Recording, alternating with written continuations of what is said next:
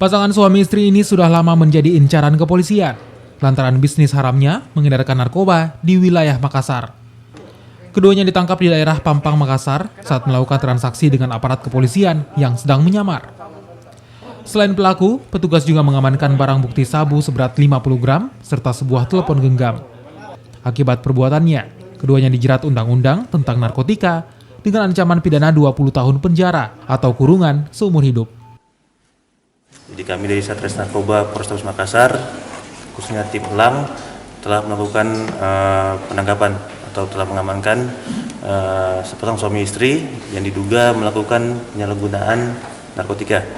Di mana untuk TKP-nya itu di Jalan Pampang. Kemudian BB yang kita temukan kurang lebih seberat 50 gram dari satu bal yang kami duga adalah narkotika jenis sabu. Kemudian pasal yang kami terapkan adalah pasal 114 ayat 2 dan juga 112 ayat 2 yang mana ancaman hukumannya minimal 6 tahun, maksimal 20 tahun atau seumur hidup.